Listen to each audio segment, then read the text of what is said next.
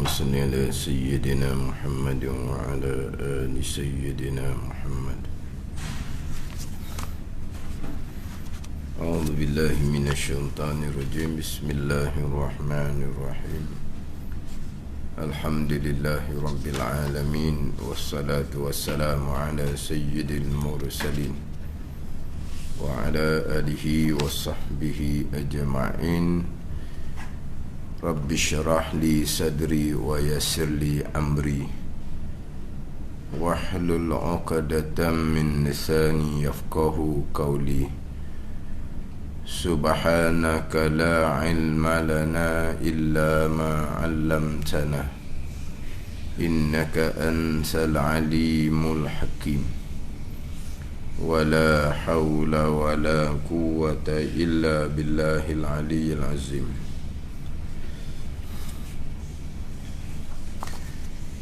Kitab Hidayatus Sibyan, muka surat 10, baris yang ke-14 daripada bawah. Baris 14 daripada bawah.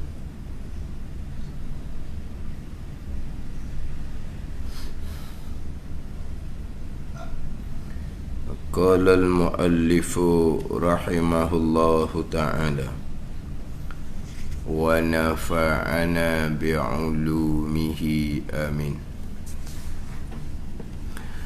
Syahdan, barang siapa tiada dapat air sekali-kali atau didapat air tetapi ada penyakit pada satu anggota daripada segala anggota wuduk atau anggota mandinya yang menegah ia penyakit, akan terkena air padanya pada anggota wuduk ataupun anggota mandi. Hukumnya, maka hendaklah ia barang siapa tadi tayamum. Maka hendaklah ia barang siapa yang tidak dapat air sekali-kali ataupun didapat air tetapi ada penyakit, hendaklah ia tayamum. Tayamum dengan memindahkan debu tanah yang suci menyucikan, pindah-pindah tu kepada sapu mukanya dan dua tangannya dengan niat tayamum. Syahdan, barang siapa tiada dapat air sekali-kali atau didapat air tetapi ada penyakit pada satu anggota daripada segala anggota wuduknya ataupun anggota mandinya yang menegah ia akan terkena air padanya, maka hendaklah ia tayamum. Jadi terdahulu pembicaraan berkaitan dengan air, yang mana air yang digunakan untuk mengangkat hadas dan menyucikan najis adalah air mutlak yang suci lagi menyucikan. Yang mana pembicaraan mengangkat hadas selesai dah terdahulu. Pembicaraan menyucikan najis dibicara di hadapanlah, tak masuk lagi. Jadi telah terdahulu bicara berkaitan dengan menyucikan daripada hadas kecil berwuduk, menyucikan daripada hadas besar dengan mandi wajib. Air yang digunakan adalah air mutlak, air yang suci lagi menyucikan. Kemudian didatangkan 3 sebab, yang mana air yang hukum asalnya, air yang turun daripada langit, air yang keluar daripada bumi yang hukum asalnya adalah suci lagi menyucikan. Walaupun air yang turun daripada langit, yang keluar daripada bumi, atas apa warna sekalipun, hukumnya suci lagi menyucikan. Kemudian Hukum air suci lagi menyucikan hukum asalnya. Hukum suci lagi menyucikan ni, dia hilang hukum dengan salah satu daripada 3 sebab. Satunya, apabila bercampur dengan benda yang suci yang menyebabkan berubah yang bersangatan, berubah yang keji, berubah yang banyak. Contohnya air teh, air Milo. Teh, Milo benda suci yang tidak ada kaitan pun dengan air. Teh Milo tak ada kaitan dengan air, berbeza dengan tanah. Tanah dengan air ni hukum asalnya tidak boleh diasingkan. Sebab di mana air berada, di situ ada tanah. Sungai ke telaga ke asal. Kemudian bola telaga tu ada seming lah, ada kerek dia apa semua tu. Jadi tanah lain berubah macam mana sekalipun, yang kita dok tengok air musim banjir ni semuanya warna coklat belaka itu air mutlak suci lagi menyucikan. Yang mutlak suci lagi menyucikan. Yang mana hilang hukum suci lagi menyucikan ni bercampur dengan benda suci yang tidak ada kaitan dengan air, contohnya teh, contohnya Milo, menyebabkan air itu berubah yang banyak.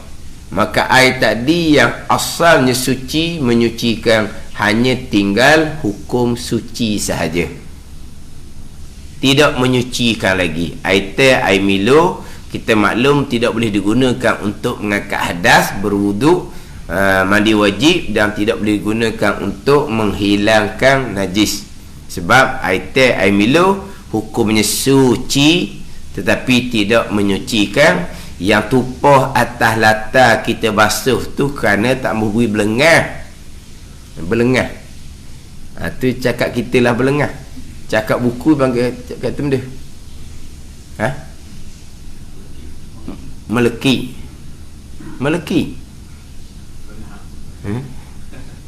Tak, belengah bukan cakap buku dah terang sungguh tu belengah suka.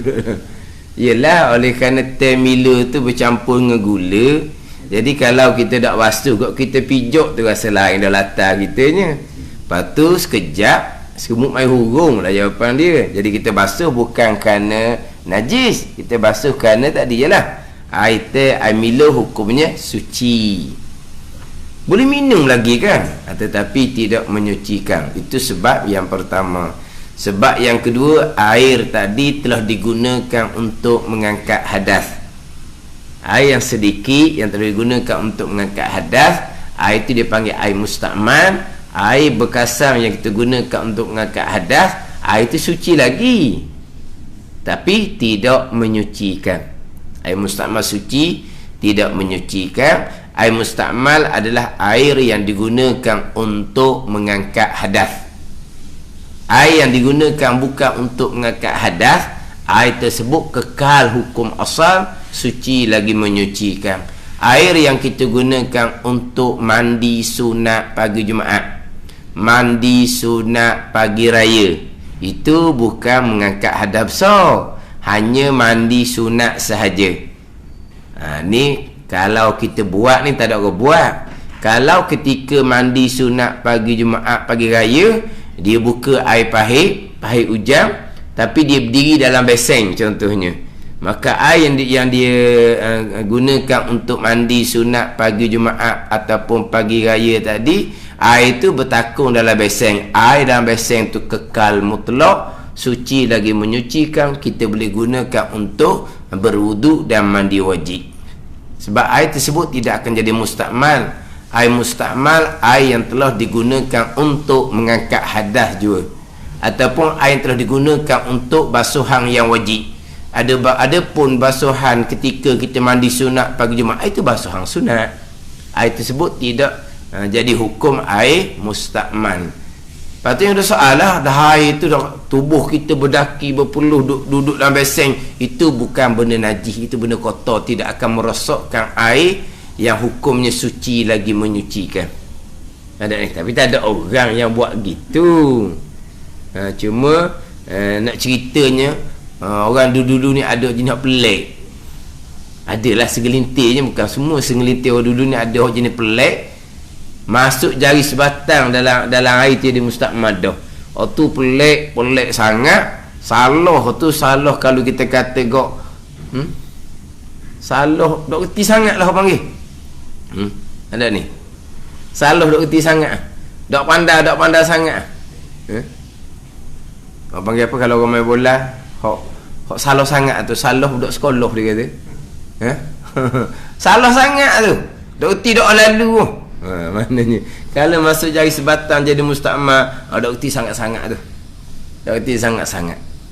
Tapi waktu tu dulu adalah sebahagian berfahaman seumpama tu. Sebab tu saya dah sebut seumpama tu kan, dia timba air dalam telaga tu. Sebelum ditimba air tu dia katok tali timba, takut air ada duduk mengalir kot tali timba. Lepas tu masa ditimba air, timba daripada jauh pula. Selesai timba air, dia tak pegang hak kayu hak tengah timba tu. Sebab apa? Masuk jari kalau pegang kayu tu. Masuk jari sebatang mustakmal. Ni memang berat sangat ni. Lepas tu dia pun pegang hak bawah.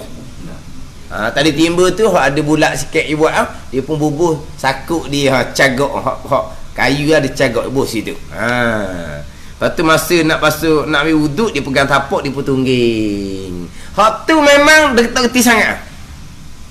Bukan tak reti sikit-sikit. Memang tak reti sangat. Dia kata orang mengajar aja gitu. Tak reti tu. Tak reti. Air mustakmal, air yang digunakan untuk mengangkat hadas. Sekarang ni kita belum lagi mengangkat hadas, kita baru timba air. Bukan mengangkat hadas lagi ni. Lepas air duduk ni timba sesal, baru kita nak mengangkat hadas. Janganlah kita celup dalam timba air sedikit tu untuk mengangkat hadas. Tu sahaja hak jadi air mustakmal. Air digunakan untuk mengangkat hadas. Itu sebab yang kedua. Sebab yang tiga pulaknya, air sedikit jatuh najis pada air tadi, maka air tersebut dihukumkan najis walaupun tidak berubah sekalipun. Adapun air yang sedikit datang ke atas tempat yang kena najis, yang sudah tidak ada dia punya jirim, dia zat dia sudah tidak ada, sebab kita buang dah.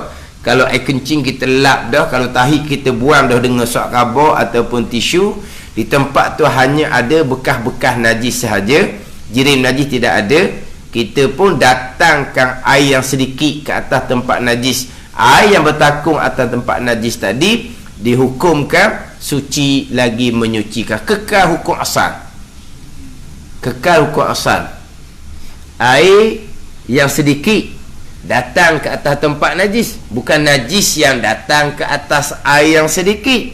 Kalau najis yang datang ke atas air yang sedikit, air tersebut dihukumkan najis walaupun tidak berubah sekalipun.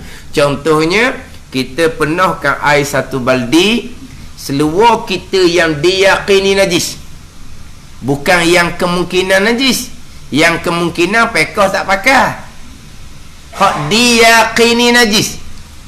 Sebab memang kita kecing tadi tu tak ada puas, tahu macam air kecil keluar, memang terang-terang. Tu diyakini najis. Tiba-tiba seluar yang diyakini najis didatangkan ke dalam air satu beldi, maka air satu beldi itu dihukumkan najis sekaliannya walaupun tidak berubah, sebab air yang sedikit yang didatangi oleh najis. Dia gitu. Berbeza dengan beldi yang kosong, kita pun letak seluar yang ada sifat air kencing, zat air kencing sudah kering. Kemudian beldi yang kosong, bubuh seluar, dibuka air kemudian. Maknanya air datang ke atas tempat najis. Airnya sedikit, air yang datang tu hukum asalnya suci lagi menyucikan. Dia datang ke atas seluar yang ada najis, air tersebut kekal suci lagi menyucikan. Itu sahaja. Dia pun gonyoh, hilanglah sifat air kencing di seluar tersebut. Airnya tidak berubah, sebab sifat air kencing sikit sangat je, air tidak berubah. Maka pakaian tersebut hukum suci. Air yang berdiri dia panggil air mustakmal. Sebab air mustakmal, air digunakan untuk mengangkat hadas dan menyucikan najis. Macam ni, air itu mustakmal, masih lagi boleh digunakan. Boleh digunakan sebab air itu suci, tapi tak boleh nak gunakan untuk mengangkat hadas. Untuk basuh najis tak boleh lah. Untuk basuh habuk-habuk tak ada masalah tu, sebab dia masih lagi air suci. cuma tidak menyucikan. Ada ni.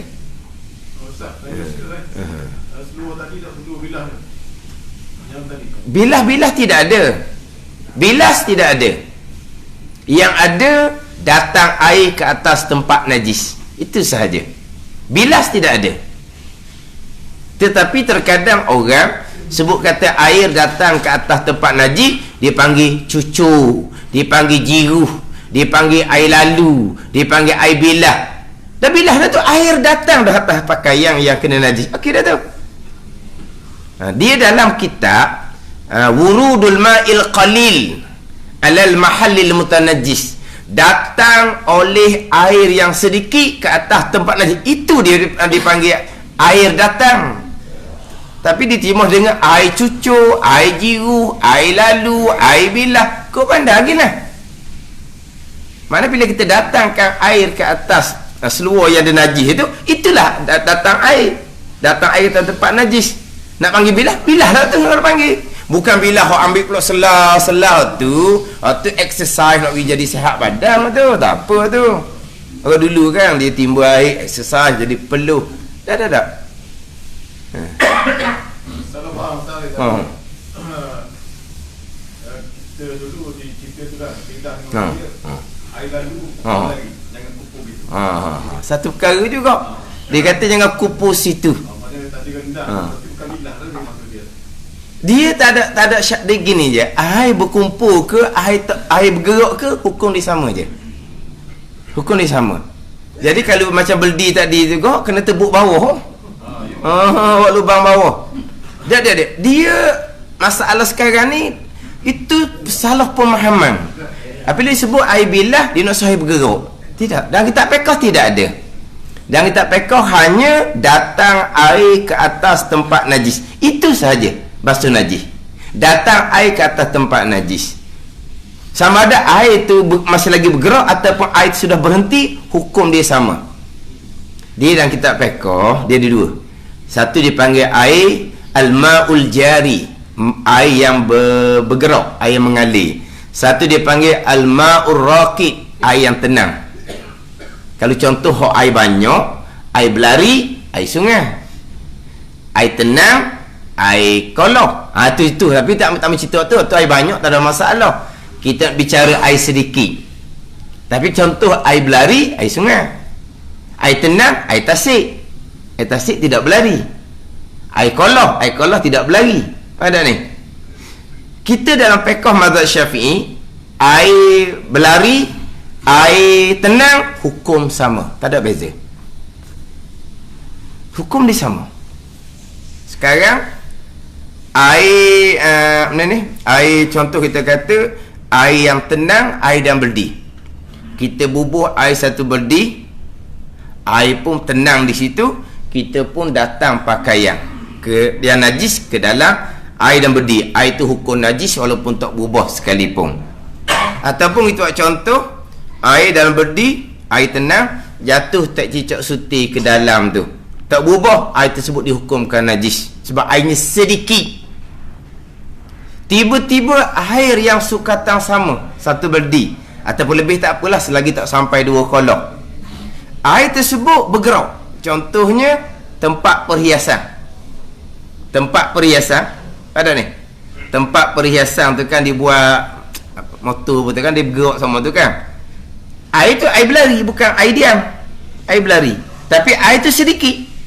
Tak sampai 2 kolok. Tiba-tiba jatuh tak cicak ke dalam air berlari. Hukum najis juga sama dengan air yang tenang. Sama je hukum. Air sedikit jatuh najis ke dalam, ke atasnya, air tersebut dihukumkan najis. Sama ada air itu tenang ataupun air itu berlari. Kena faham situ dulu. Faham tak ni? Sekarang satu berdi air tenang, jatuh tak cicak, najis walaupun tak berubah. Sebab najis yang jatuh ke atas air. Air yang sedikit juga tapi air tu bergerak. Kita gerakkan dia. Masuk keluar, kita buat jadi air macam tempat perhiasan tu, dia berlari. Tapi air sukatan dia sedikit, jatuhlah najis ke dalamnya. Najis juga air tu walaupun berlari sekalipun kerana dia sedikit. Berbeza dengan air yang datang ke atas tempat najis. Air datang ke atas tempat najis, air itu berhenti ke, air itu bertakung ke, samalah, tidak najis. Itu saja. Bilah dengan makna air tak berhenti, memang tu salah sangat. Itu yang menyusahkan. Kok tu paling payah nak ajar. Sebab duduk Malaysia, air murah. Dia ambil sela-sela, dia ambil timbul sela-sela. Sekarang ni mesin basuh pula, dia pening pula macam nak buat ni. Mesin basuhnya keluar kering dah. Nak kena bilah ke dak, nak kena tebuk kali atas, nak kena buka kali bawah, buat lagi lah. Tak ada, pekah tak suruh ke masalah umum tu? Tak ada. Itu memang salah faham. Sekarang ni air datang ke atas tempat najis. Air tersebut masih lagi diteruskan, air pahit terus berjalan, ataupun saat kita hentikan air, maka air itu pun berada tempat yang sama. Hukum dia sama je. Air kekal suci lagi menyucikan sebab air yang datang ke atas tempat najis. Air tersebut bersentuh tak dengan najis? Bersentuh, tak ada masalah sebab air yang sedikit tu datang. Air tu berhenti, air bergerak, air berhenti, hukum sama. Kalau najis, kalau dak. Gitu ya. Ni dia faham ni, dia kena ambil air getah, ambil cerek, nak basuh latar ni, air getah jangan berhenti. Jangan berhenti. Kalau berhenti, najis lalu dia kata. Memang salah faham sangat-sangat. Itu timbul mesin basuh. Mesin basuh bawah tu, air keluar tu dah tertutup. Air pada tempat yang sama. Dah buk bawah tu. Tak ada kaitan. Air berlari, air tenang, hukumnya sama. Kalau najis jangan jatuh ke dalamnya. Air sedikit, dia air tenang dalam berdi, air yang berlari dalam tempat perhiasan, jatuh je najis walaupun tak berubah. Air tu berlari tu, air sedikit jatuh najis ke dalam, najis lah. Air sedikit yang datang ke atas tempat najis, sama ada air tu kekal bergerak, air tu kita berhenti, hukum ni sama. Kekal suci lagi menyucikan. Istilah bilah tak ada dalam kitab atas pemahaman sendiri. Lepas tu bilah dia kena bergerak, tu salah faham. Tak ada tu. Macam mana mesin basuh? Lepas tu dia ambil sela tu. Okey, nak bagi air banyak, tak ada masalah. Tak suci ke dengan mesin basuh automatik? Suci. Dah nak bagi tu, okey lah. Boleh B jadi tinggi sikit. Gitu je. Dah orang dulu sampai ke, kalau nak basuh tuala, selimut, dia bubuh di ampayang, dia ambil timbus. Sebenarnya selimut yang dibasuh tu, tuala yang dibasuh tu, basuh najis ke basuh kerana lama, kerana busuk? Kerana busuk pun. Apa kena dengan wak seumpama tu? Sebab bukan najis pun. Pada ni. Basuh tuala, basuh selimut, basuh kain cadar. Kalau budak kecil malang tu cerita lain lah. Tu kalau budak kecil malang, cadar bercampur dengan kecing tu, tu ibu dah bekas tu dilikur tak pergi dekat tu. Ni selimut kita orang biasa ni. Selimut, cadar, yelah, tapi dia pakai lama-lama dia busuk. Tapi najis ke tak? Tak najis. Tu nak kena buat gini. Tu kata exercise. Selimut seumpama tu, selimut, cadar, selimut, cadar. Hak busuk ni. Bukan hak kecing, bukan hak busuk, hak orang tua ni. Air satu berdi. Selimut, cadar tadi dia pun datangkan ke dalam air satu berdi tu. Tak usah guna sabun lah. Sabun jadi air jadi berubah hukum pula. Tak pakai sabun. Air biasa je ni.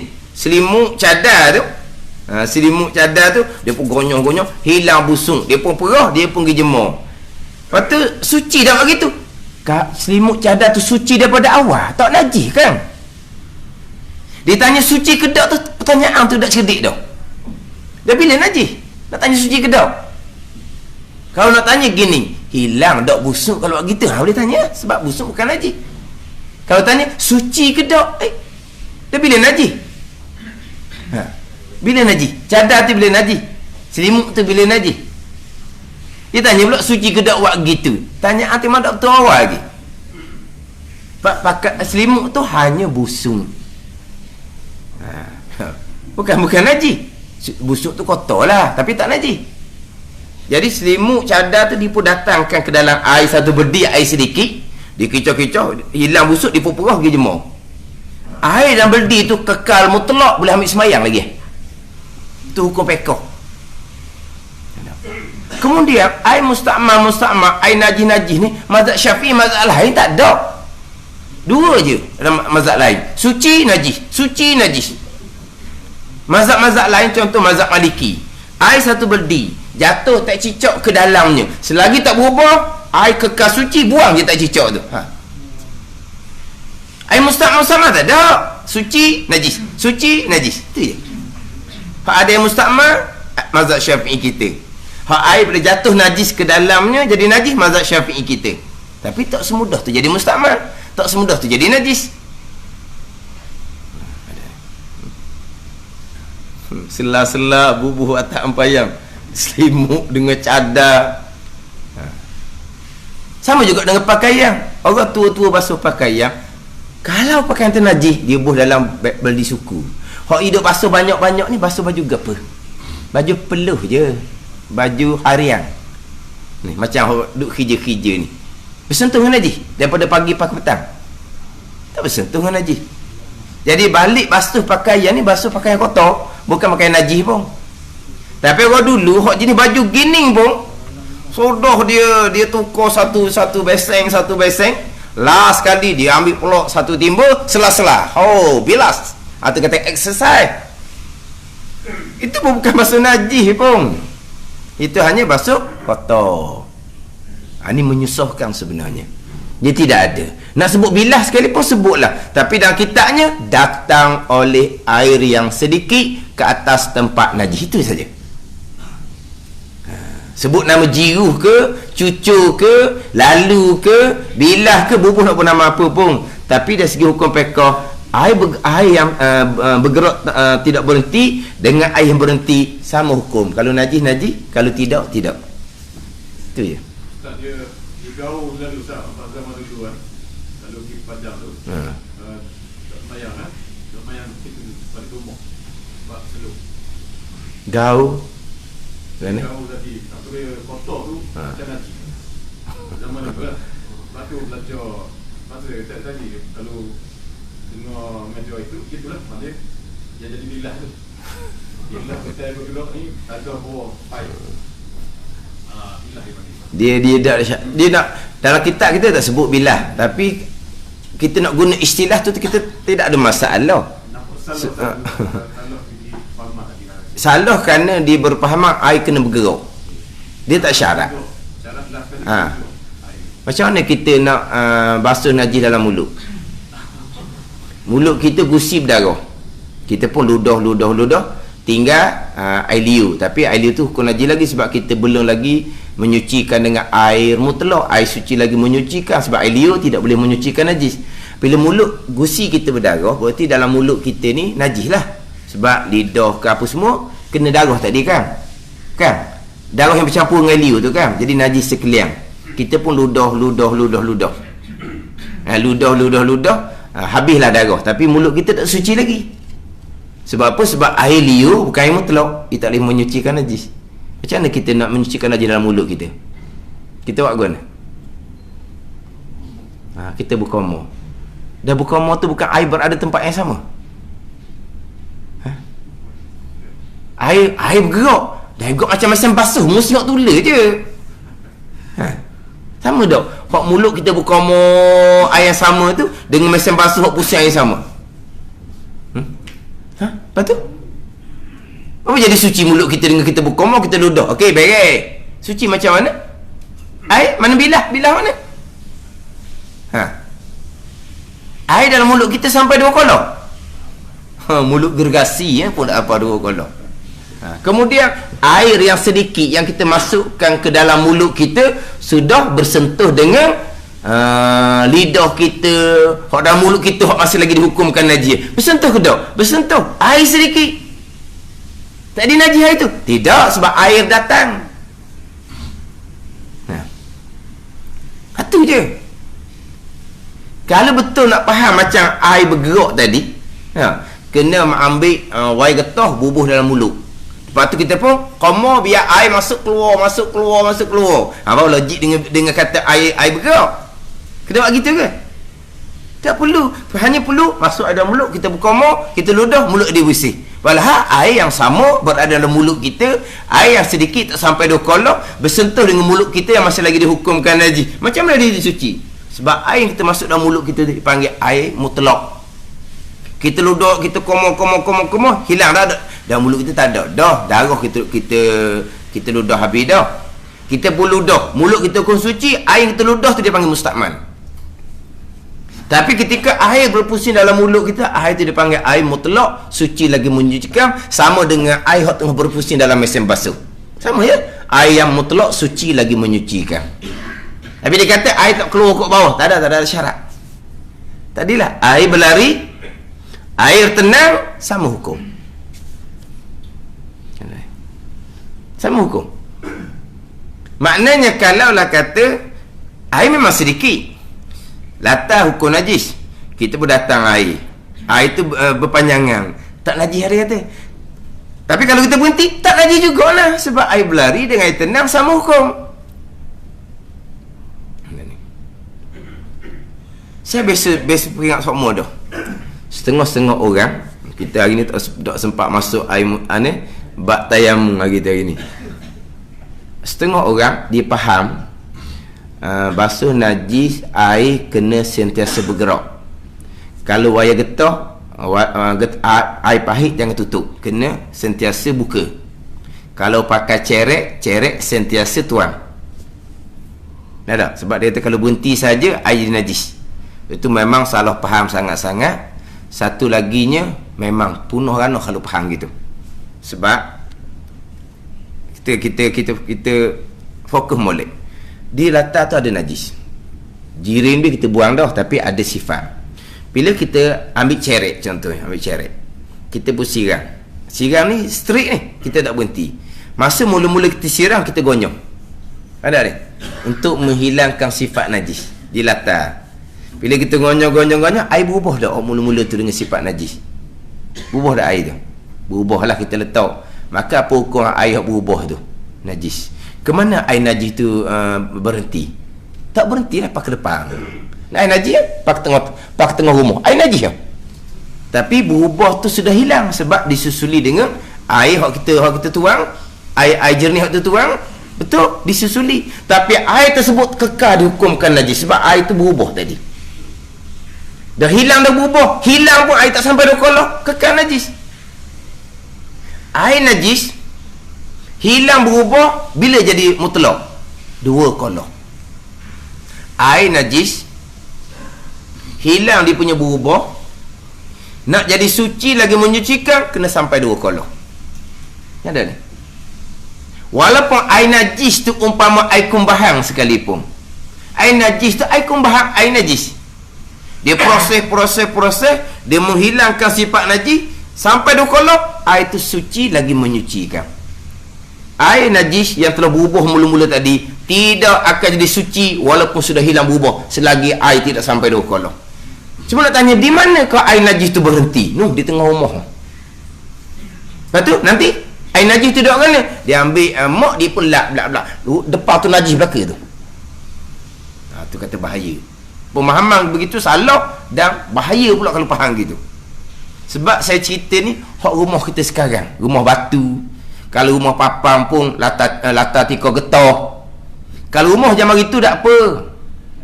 Cerek dia tu bukan kata dia tuang tak berhenti. Kalau air kencing, kalau tahi muntah, dia tak mesti pun tak apa.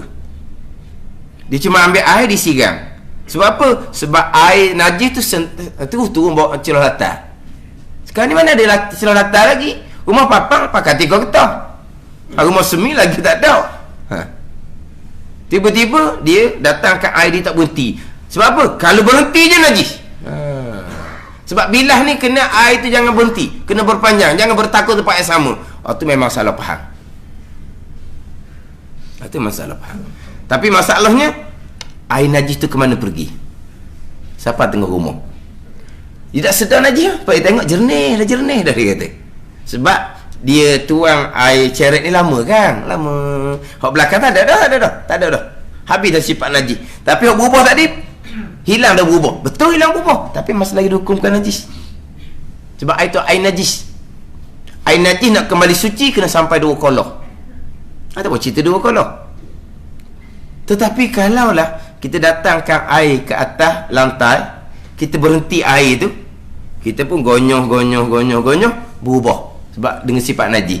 Air tu najis, tak ada masalah, dia duduk tempat yang sama je. Kita lap molek, kain tu kita pergi basuh semula di sini, basuh tempat tu najis lagi tu. Najis tu tidak merebak. Memanglah kita datangkan air ke atas tempat najis, bertakung di situ, air sedikit bersentuh dengan latar najis, air kekal suci lagi menyucikan sebab air datang. Itu je nak faham fiqh dalam mazhab Syafi'i. Kemudian kita pun gonyoh, berubah air dengan sifat najis. Air itu najis tapi berada di tempat yang sama. Mudah kita nak ambil kain, kita pun basuh kain balik, kain itu najis, tempat tu kita datangkan air semula. Ini cerita mazhab Syafi'i dah ni berbeza dengan air menanti dengan air datang. Mazhab lain tak ada kira mazhab lain. Dia tak kira pun. Jatuh najis terang-terang dalam air yang sedikit. Tak najis selagi air itu tak berubah. Mudah je. Tapi kita tak boleh lah. Kita kena air yang datang. Jangan air yang menanti. Ada ni. Air menanti contohnya, kita ambil air secetong, kita buat tepi kolong. Baju kita ni ada darah nyamuk. Darah nyamuk. Kita pun nak basuh darah nyamuk, kita pun ambil air kolong, kita buat secetong, buat tepi. Kita pun ambil baju kita ada darah, kita pun celup. Air sedikit, najis datang. Air satu cetong tu najis walaupun tak berubah sekalipun. Bukan setakat tidak boleh menyucikan pakaian kita, dengan tangan-tangan kita menjadi najis. Sebab apa? Sebab air itu najis. Kenapa? Kerana najis yang datang ke atas air yang sedikit. Itu mazhab Syafi'i. Mazhab lain tak ada masalah. Buat gitu pun tak apa. Kita ngonyong-ngonyong, hilanglah darah di pakaian kita. Air tersebut suci lagi selagi tak berubah. Dia tak kira walaupun air menanti pun. Kita tak boleh. Itu air menanti esok mama tu. Jadi air cetong tu sedikit dipanggil lemah. Kemudian air yang sedikit lemah ni najis pula yang didatang ke dalamnya. Dia punah air tu. Tapi kalau air sedikit tapi dia datang ke atas lantai yang ada najis, dia kuat sebab dia datang, bukan dia menanti walaupun air sedikit juga. Itu mazhab Syafi'i lah tu. Tu saja bicara bab basuh najis.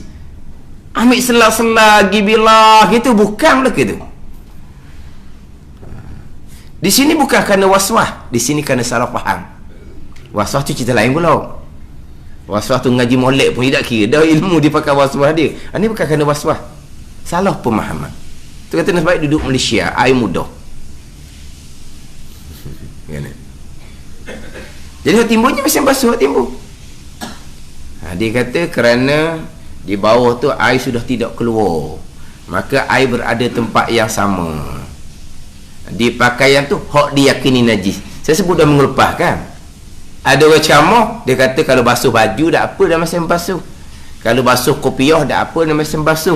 Ni seluar dalam hubung juga, dia kata najis lah dalam tu. Dalam dia lah. Kalaulah balik kerja lewat asar berhenti di masjid, lewat lagi maghrib berhenti di masjid, pakai luar dalam mana? Kalau dalam tu pergi sakut belakang masjid lah. Kalau dalam tu dia pakai Zuhur okey lagi lah. Asar maghrib dah boleh dia kerja banyak ni kan, jadi balik rumah tak sempat. Orang bang maghrib dia pun berhenti sembahyang maghrib. Kalau dia pakaikan plekat, dia ambil plekat masjid tu, seluar dia buang, mungkin luar dalam dia buang. Tapi kalau dia pakai seluar kerja dia tu, ke dia luar dalam dia buang, seluar kerja dia pakai ke mana? Tak ada macam kamu gitu. Dia kata luar dalam pun kotor tapi bukan najis. Kalau kita kencing bawa najis. Ada ni. Kemudian kita kalau bukan basuh najis, tak ada isu langsung lah. Kita cerita basuh najis, memang diyakini najis, tapi air datang, air berada sama, tak ada masalah, tak ada isu. Air bergerak, air tenang, hukum dia sama. Ada ni. Hidup kecoh lah sebab yelah selesai automatik kan. Automatik ni Automatik dia boleh buat ke untuk mesin gerak saja tanpa peroh, boleh? Dia kalau automatik, kalau manual boleh lah buat, tapi kalau auto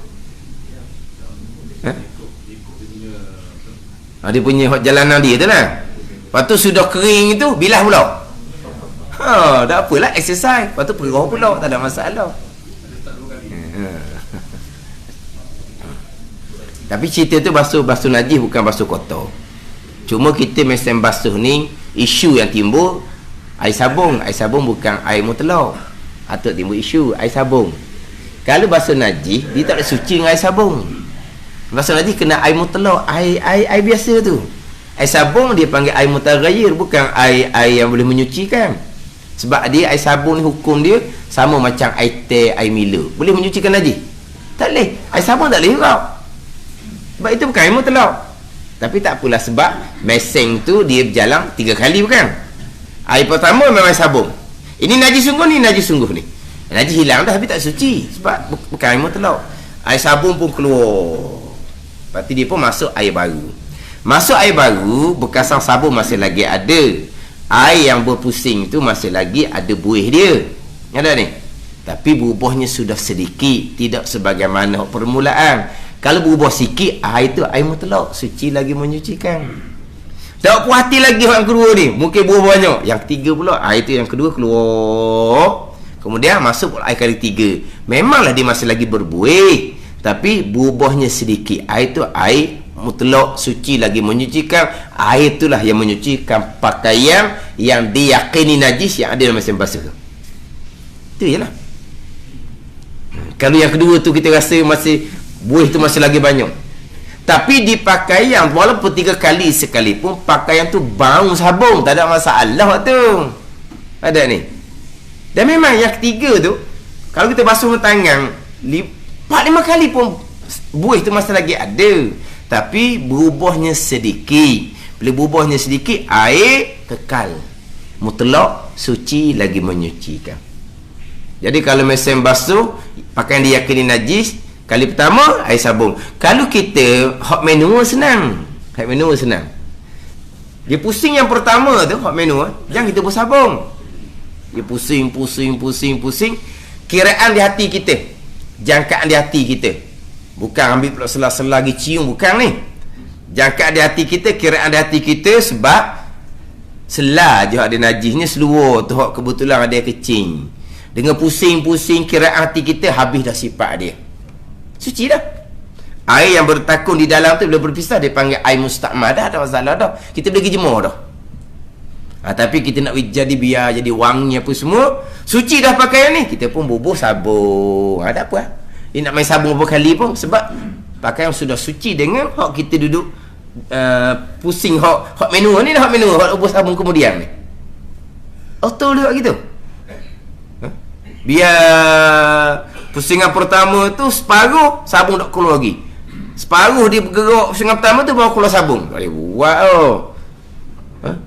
kan sabun kita bubuh sekali baju tau. Dah ingat lama dah cara. Kan kita bubuh pakai yang semua kan kita bersabun lalu kan, bersabun dan barulah kita buka air apa semua tu. Memanglah dengan sabun lah. Kalau auto hot manual boleh, tak manual kan dia pusing dulu. Kat manual kan kalau kita nak tutup dia punya tu pun dia gerak kan. Auto je uti, yang manual boleh gerak. Mana kita biar dia gerak dulu, yang tutup biar gerak, puas hati dah kitanya. Hak kecing hak di seluar, yang hak di seluar tadi tu suci dah, lah kita bersabun, tak ada masalah lah. Ada ni.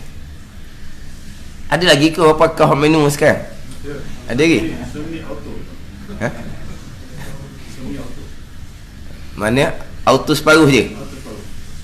Mana hak keringkan tidak lah. Spin ya, tidaknya spin sendiri lah. Spin sendiri sebab dia nak ambil air, nak siram. Dia jadi faham gitu, dia faham kena proses sendiri ni, mesin basuh ni kena buat sendiri apa semua, kena bilah, kenapa. Suami dia nak beli hak mesin basuh automatik jadi senang, tak payah tunggu situ, boleh buat kerja lain. Isteri tambah tak suci gitu. Nak hak manual juga, Jadi minum ni satu kerja lah. Jadi duk tunggu, duk cara, duk tunggu, duk cara. Dah, isteri ni nak minum juga. Okey, dia minum. Lepas belajar kemudian, auto pun suci dah. Dia suruh suami dia beli auto pula. Suami dia kata, baru je beli minum tu. Suruh beli auto dah tambah, dia kata. Saya kena dua kali beli mesin basuh, dia kata. Dah, baru nak beli auto. Memang auto senang. Dia pecek situ, dia pun tinggal buat kerja dapur pun semua. Dia tambah lah auto sebab dia fahamnya kena pakai menu. Sebab nak bila.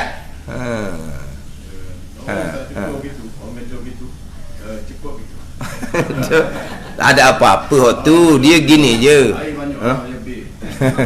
Dia berlebihan cara gitu.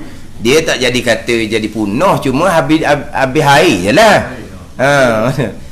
Lepas tu hak kotor, hak busuk bukan najis, dia buat macam najis, lelah dia je lah. Hak tak boleh bilah, dibilah, lelah dia je. Bukan apabila dibilah jadi najis, tidak.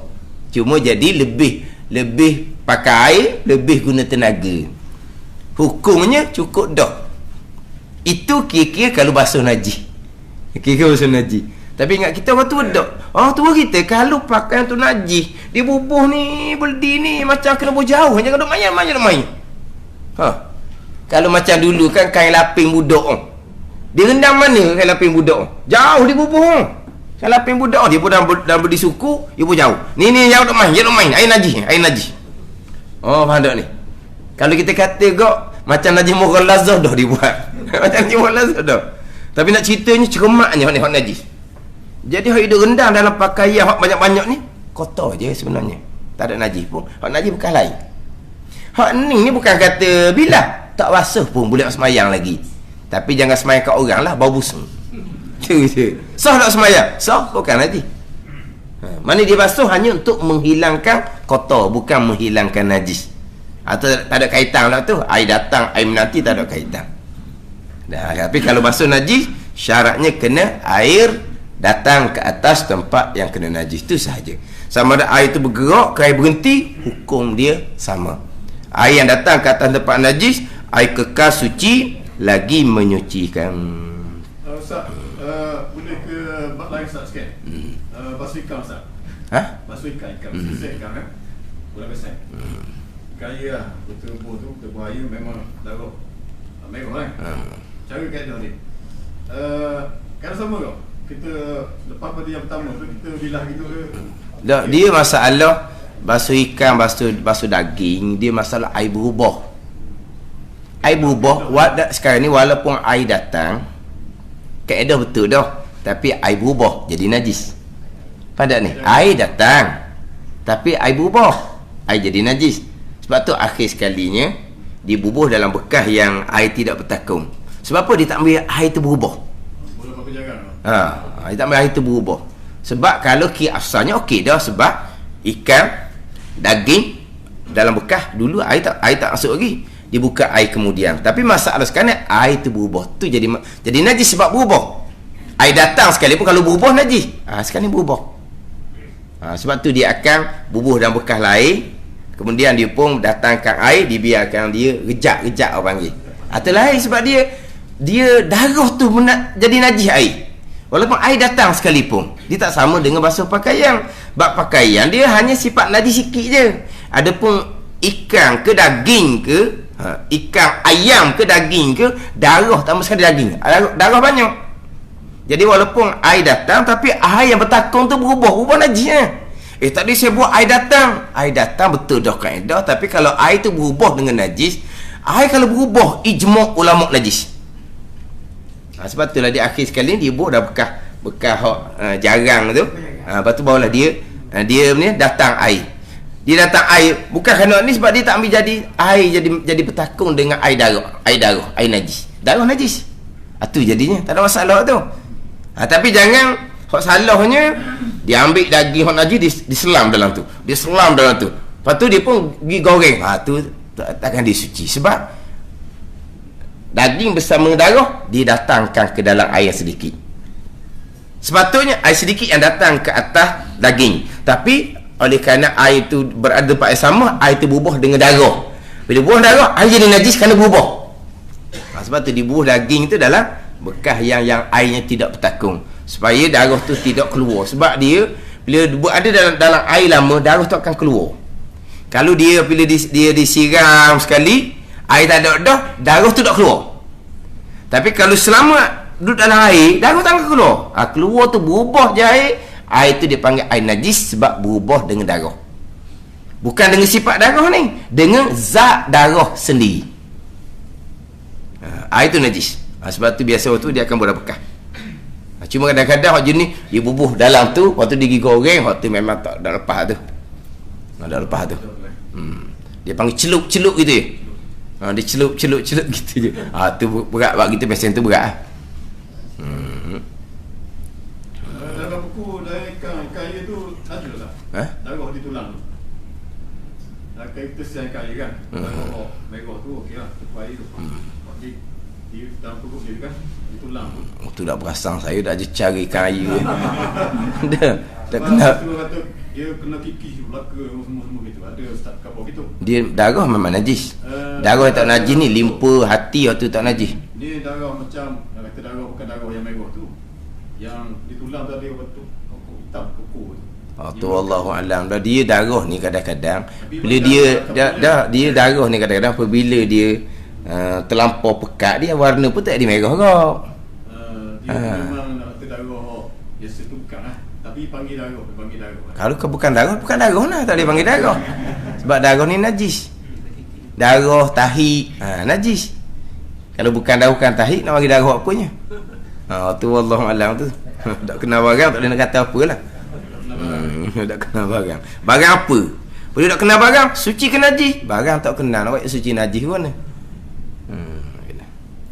Jadi kita sambung semula hak berkaitan dengan tayamum. Jadi kita dah masuk lagi hak berkaitan dengan tayamum. Bila tidak ada air untuk berwudu, untuk mandi wajib, maka digantikan pula dengan bertayamum. Wallahu a'lam. Bismillahirrahmanirrahim. Alhamdulillahirabbil alamin, wassalatu wassalamu ala sayyidil mursalin wa ala alihi wa sahbihi ajma'in. Allahumma aftah alaina futuhal arifin. Allahumma allimna ilma akdamin wa fahimna famasabikin warzuqna riqat talibin. Allahumma zidna ilma wa alhiqna bis salihin. Wa sallallahu ala sayyidina Muhammadin wa ala alihi wa sahbihi wa sallam. Walhamdulillahi rabbil alamin.